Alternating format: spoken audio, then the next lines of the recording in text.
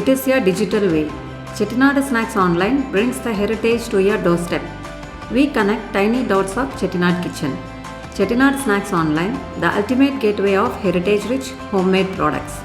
Chettinad cook புக்கில் செட்டிநாடு வெஞ்சனம் பட்டியல் 2வது பகுதி பார்க்க போகிறோம். ஏற்கனவே முதல் பகுதி 3 வெஞ்சனம் வச்சு வீடியோ போட்டிருக்கோம். அதோட லிங்க் நான் டிஸ்கிரிப்ஷன் பாக்ஸில் கொடுக்குறேன், பார்க்காதவங்க பார்த்துக்கோங்க. இப்போது நம்ம அதே மாதிரி 3 வெஞ்சனம் பார்க்க போகிறோம்.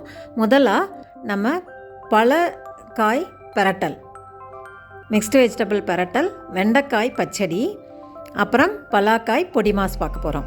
பெரட்டல், பச்சடி, பொடிமாஸ் 3 வகை பார்க்க போகிறோம். இது ரொம்ப அருமையாக இருக்கும். நம்ம சேனலை சப்ஸ்கிரைப் பண்ணாதவங்க சப்ஸ்கிரைப் பண்ணிக்கோங்க. நம்மளோட ரெசிபீஸ் எப்பயுமே வித்தியாசமான பாரம்பரிய ரெசிபீஸ் உங்களுக்கு உதவியாக இருக்கும். முதல்ல நம்ம பெரட்டலுக்கு தேவையான பொருள் பார்த்துடலாம்.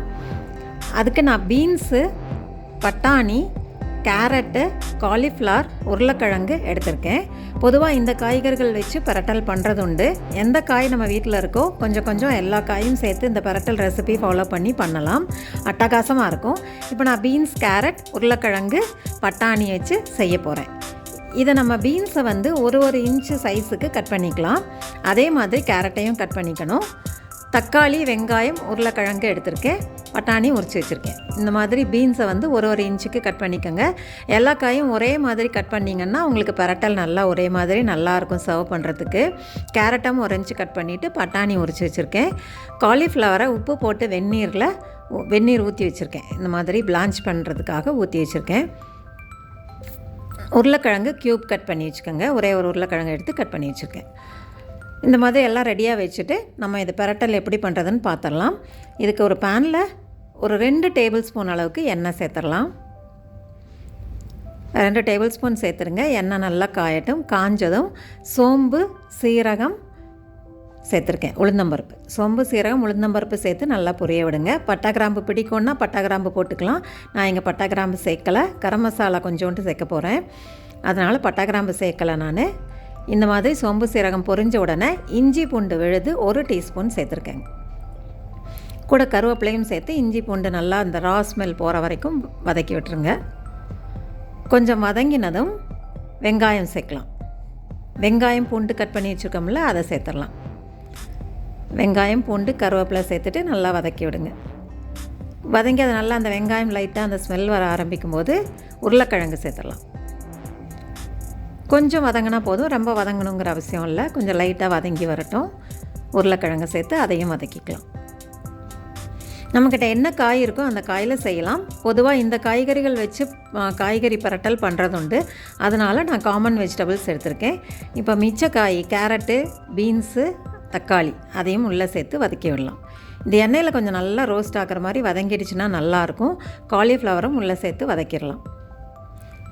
வெந்நீரில் போட்டு வச்சிங்கன்னா காலிஃப்ளவர் நல்லா பிரைட்டாகவும் இருக்கும், வெள்ளை கலரில் இருக்கும். பூச்சி ஏதாவது இருந்தாலும் அதுக்கு இதாகிடும். அதுக்காக தான் வெந்நீரில் போடுறது. இப்போ நல்லா வதக்கிட்டு ஓரளவு நல்லா வதங்கி வந்ததும் இதுக்கு வந்து நான் பட்டை கிராம்பு போட்டு தாளிக்கலை இல்லையா, அதனால் கொஞ்சோண்டு கரம் மசாலா பொடி சேர்க்குறேன். இது வாசத்துக்காக லைட்டாக சேர்த்துக்கலாம். இது ஆப்ஷனல் தான், வேண்டாட்டி விட்டுடலாம். 1 டீஸ்பூன் சாம்பார் மசாலா பொடி சேர்க்குறேன். இந்த காய்க்கு தேவையான உப்பையும் சேர்த்துடலாம். இந்த பெரட்டலுக்கு தேவையான உப்பு, பட்டாணி அதையும் சேர்த்து நல்லா கலந்து விட்டுடலாம். சாம்பார் மசாலா பொடி போதும், இல்லைன்னா தனி மிளகா பொடியும் சேர்த்துக்கலாம். நான் இங்கே சாம்பார் மசாலா பொடி சேர்த்துருக்கேன். சேர்த்து ஒரு 1/2 டம்ளர் தண்ணி சேர்த்து வேக விட்டுறேன்.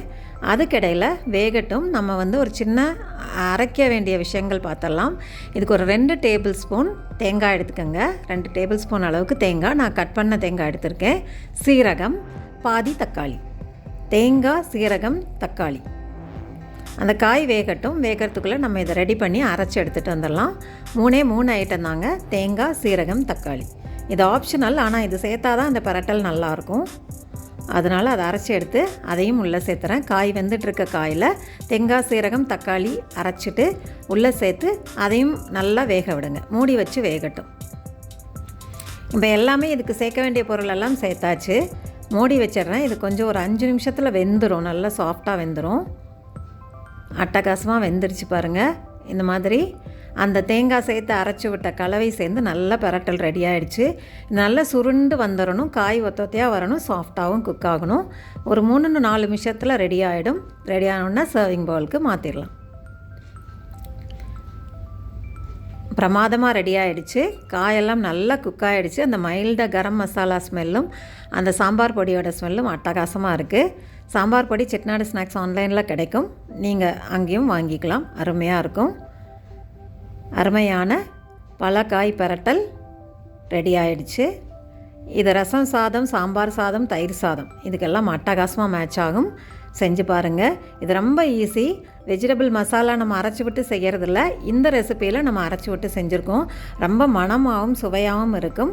நல்லா காரமாக வேணும்னா காரம் ஜாஸ்தி சேர்த்து செஞ்சுக்கலாம்.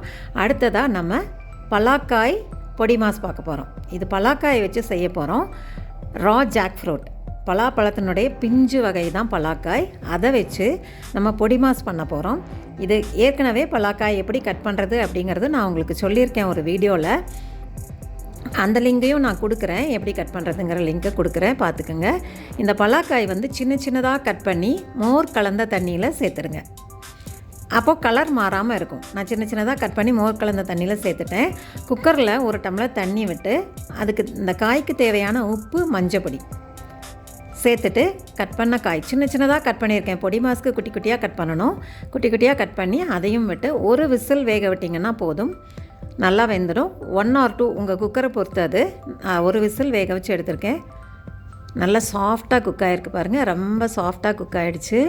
இதை தண்ணி வடிச்சிட்டு ரெடியாக எடுத்து வச்சுக்கலாம். இது ரொம்ப சுலபமாக செஞ்சிடலாங்க. ரொம்ப ஈஸி. கட் பண்ணுறது மட்டும்தான் வேலை. ஆனால் பொடி மாஸ் அட்டகாசமாக இருக்கும், வித்தியாசமான சுவையில் இருக்கும். இதுக்கு ஒரு 1 டேபிள் ஸ்பூன் எண்ணெய் சேர்த்துட்டு வெங்காயம், பச்சை மிளகாய், இஞ்சி சேர்க்க போகிறோம். அது நான் கட் பண்ணி வச்சுட்டேன். அதுக்கு முன்னாடி கடுகு உளுத்தம்பருப்பு போட்டு தாளிச்சிக்கலாம்.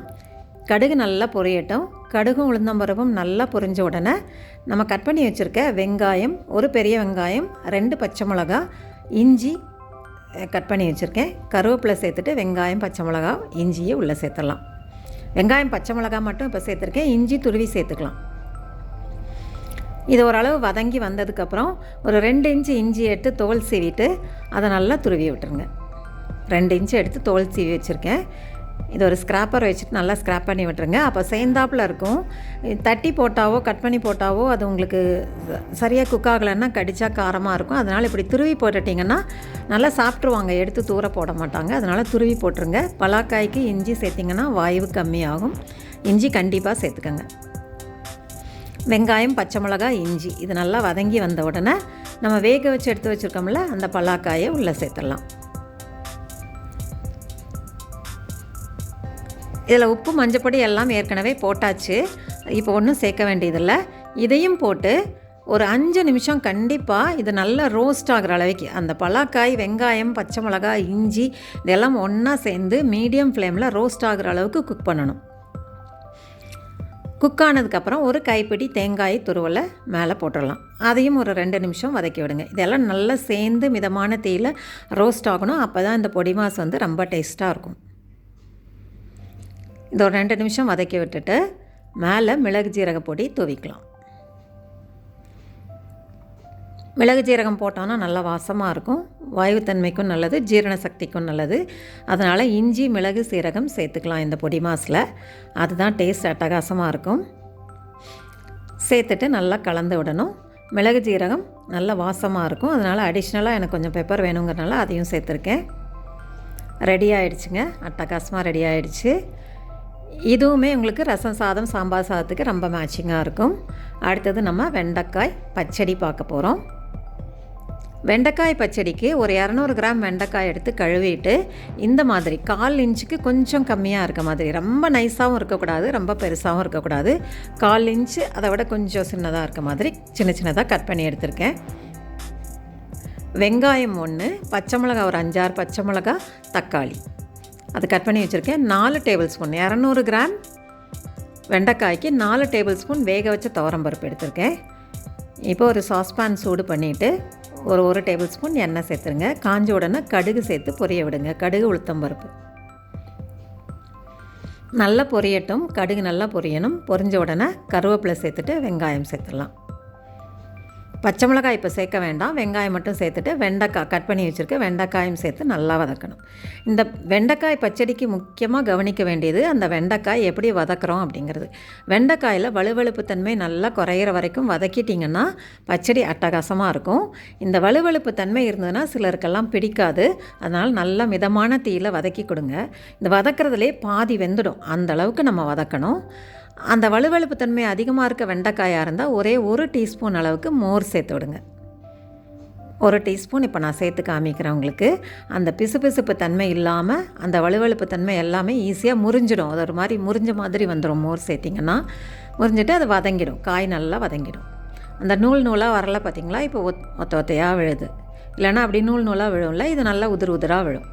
அதுக்கு தான் அந்த 1 டீஸ்பூன் மோர் சேர்த்துருக்கேன். உப்பு சேர்த்தாலும் வழுவழுப்பு தன்மை கம்மியாகும். அதை வதக்கிட்டு பச்சை மிளகாயும் தக்காளியும் இந்த ஸ்டேஜில் சேர்த்துடலாம். சேர்த்து நல்லா வதக்கி விடுங்க. உப்பையும் சேர்த்துட்டு நல்லா வதக்கி விட்டோம்னா அந்த தக்காளி நல்லா தோல் விட்டு வர அளவுக்கு வதங்கிடும். எல்லாமே வதக்கிறதுலேயே அந்த காய் பாதி வெந்துடும். அந்தளவுக்கு வதக்கிட்டு ஒரு 1.5 டேபிள் ஸ்பூன் புளி சேர்க்கணும். பச்சடிக்கு புளி சேர்த்தா தான் நல்லாயிருக்கும். 1.5 டேபிள் ஸ்பூன் கரைச்ச புளி சேர்த்துட்டு ஒரு 1/2 டம்ளர் தண்ணி விட்டு மூடி வச்சு நல்லா வேக விட்டுருங்க. ஒரு 3-4 நிமிஷம் மூடி வச்சிங்கன்னா நல்லா வெந்துடும். இதில் ஒரு மஞ்சப்பொடி மட்டும் சேர்த்துக்கலாம். உப்பு, புளி, மஞ்சப்பொடி எல்லாத்தையும் சேர்த்து மூடி வச்சு வேக விட்டுடலாம். மஞ்சப்பொடி சேர்த்தா கலராக இருக்கும். பருப்பில் மஞ்சப்பொடி சேர்க்காததுனால இங்கே வெண்டைக்காயில் சேர்த்து விட்டுறேன். சேர்த்துட்டு மூடி வச்சிடலாம். ஒரு 3 நிமிஷம், ஏற்கனவே பாதி அளவு வெந்துடுச்சு. இப்போ ஒரு 3 நிமிஷத்தில் நல்லா சாஃப்டாக வெந்துடுச்சு. கலர் மாறிடுச்சு, பார்த்தாவே தெரியுது. இந்த ஸ்டேஜில் நம்ம எடுத்து வச்சுருக்க பருப்பை சேர்த்துக்கலாம். எவ்வளோ பருப்பு தேவையோ அதை கலந்து விட்டு பார்த்துட்டு சேர்த்துக்கலாம். நான் 4 டேபிள் ஸ்பூன் எடுத்து வச்சுருக்கேன். அது கொஞ்சம் கொஞ்சமாக கலந்து பார்த்திங்கன்னா உங்களுக்கு தெரியும். இந்த ஸ்டேஜில் போதும் அப்படின்னா நிறுத்திடலாம். 4 டேபிள் ஸ்பூன் சரியாக இருக்கும். 200 கிராம் வெண்டைக்காய்க்கு 4 டேபிள் ஸ்பூன் சரியாக இருக்கும். ஒரு கைப்பிடி பருப்பு எடுத்து வேக வச்சிங்கன்னா 4 டேபிள் ஸ்பூன் வெந்த பருப்பு கிடைக்கும். கலந்து விட்டு நல்லா கொதிக்க விடலாம். 2 நிமிஷம் கொதித்தா பச்சடி ரெடி ஆகிடுச்சு. சர்விங் பவுலுக்கு மாற்றிடலாம். இப்போ அட்டகாசமாக 3 ரெசிபி பார்த்துட்டோம். நம்ம சேனலை சப்ஸ்கிரைப் பண்ணாதவங்க சப்ஸ்கிரைப் பண்ணிக்கோங்க. ரொம்ப பயனுள்ள வித்தியாசமான பாரம்பரிய ரெசிபிஸ் தான் செட்டிநாடு குக் புக்கில் நீங்கள் பார்ப்பீங்க. அதனால் அவசியம் சப்ஸ்கிரைப் பண்ணிக்கோங்க, உங்களுக்கு ரொம்ப உபயோகமாக இருக்கும்.